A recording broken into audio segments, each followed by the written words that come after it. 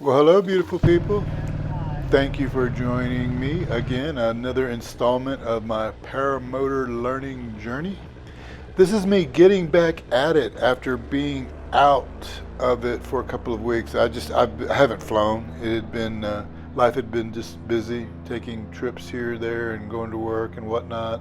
I've got multiple cameras, and I'm showing you angles from my takeoffs, my landings, and my touch and go from different camera angles, one after another. So it is a hot, humid day. You see here, on a humid day, you struggle with the lift.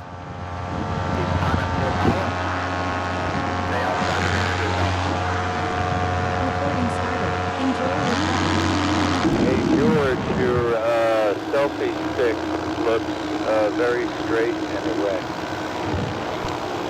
Yeah, I like it so far.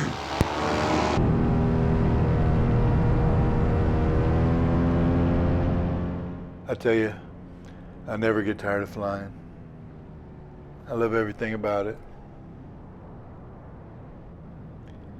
It makes me happy when skies are blue.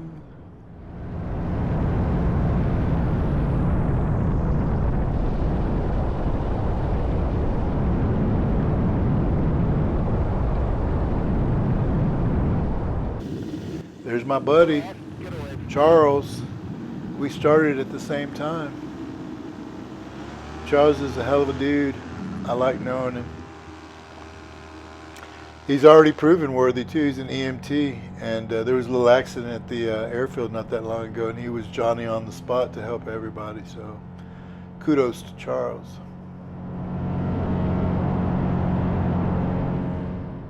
So on this day, the jets were flying, and so we're pretty close to Randolph Air Force Base, probably about 6 miles. And when they fly, they do a lot of training in our vicinity. So we have to always be aware of that and maintain a lower altitude. It goes way up high and the jets are still in the air. Roger that. Caution. Small airplane on your 2 o'clock. Flying northwest at 1,300 feet. 350 feet above. There's Charles. I think he's coming in for a landing. Caution. Large airplane on your 5 o'clock. And then I'm about to circle around and do my touch and go.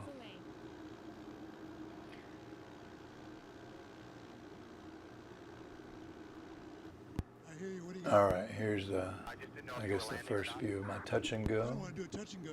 I was questioning whether or not I had enough space to do it because I have to land, taxi, and get in the air again. And I felt like I did, and the instructor confirmed that I did. But we had a good laugh afterwards. He's like, while I was doing my taxi, he's like, I hope he's got enough room. It was a hilarious thing, but nah, it was all good. Large airplane on your 5 I tell you, it's very confidence inspiring to be able to do touch and go. Once you master that, and don't get me wrong, I'm not saying I know everything because I damn sure don't. I don't know shit.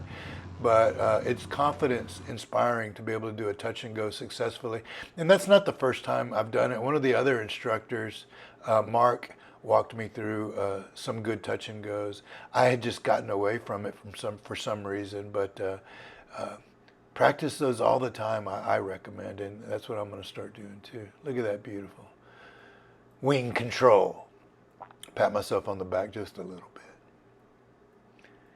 Yeah, so it doesn't look like, I came too close to any obstacles or anything. But when you're in the air, those they come up fast, so it looks like you were pushing. Oh, and the elevation that you see on the screen, just subtract 700 from that because the Insta360 app gives you elevation, which doesn't take into account the level at which we are above sea level. So San Antonio is 700 feet above sea level, so it's giving you that number too. So if it says 2,200 feet, then I'm really only at 1,500 feet. I tell you, man, if you could do a touch and go, you're well on your way to doing pretty much anything, you know, because you have to, well, you have to take off, so you have to get in the air, fly around, land, taxi again immediately. You got to keep when you land, you got to keep that wing up, so you got to stay moving. You know, you might briefly stand there, but you need to start running again, start moving, getting on the throttle again. So you have to maintain control of the wing at all times, and you have to take off again. So you take off, you maneuver, you land, you taxi, you take off again, and then ultimately you land again. So you get a lot of practice getting in the air, doing a touch and go, and then getting back on the ground. Just to fly. George, decrease altitude and head away from Randolph Air Force Base. Turn towards the airport. You're in a bad spot there. Drop half that altitude and fly on the other side of our airport. Upwind, not downwind.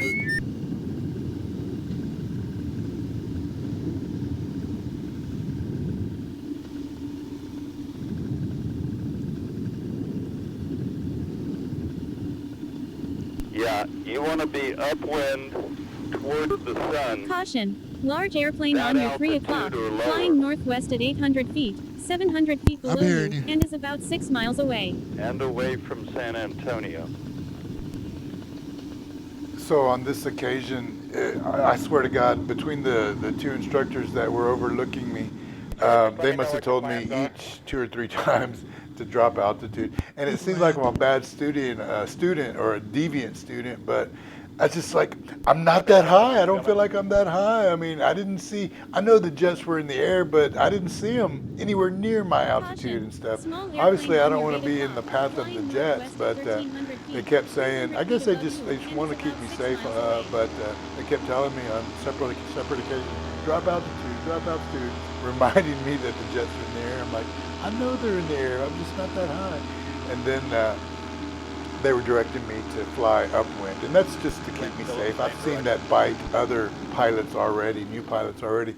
They fly too far downwind, because it's easy to go downwind because the wind just takes you and you go faster with the wind. But that can get you in trouble because you have to fight to come back. You have to fight that wind to come back, and if you get lost or you run low on fuel, you crash land in a tree and you're upside down, belted in your trike 20 feet off the ground, like Large airplane on your I 7 don't know, o'clock, maybe a flying little northwest at friend 900 I feet, like to 10 call feet above the you, and is trike about bender. 6 miles away. Some of you that go to this school know who I'm talking about. Anyway, all good fun.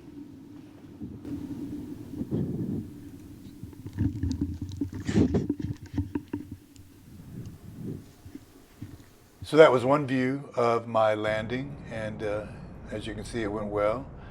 And here is the Insta360 on my straight and erect selfie stick, as the Air Boss likes to put it.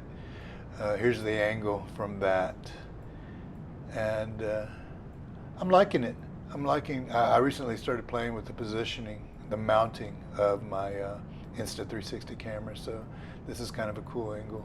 It's actually mounted to my left swing arm. And you don't see it because the technology, Insta360 technology, makes it invisible to this presentation. I'm on the ground, I'm safe, I'm alive, and ready to do it all again. We'll see you guys. Thanks.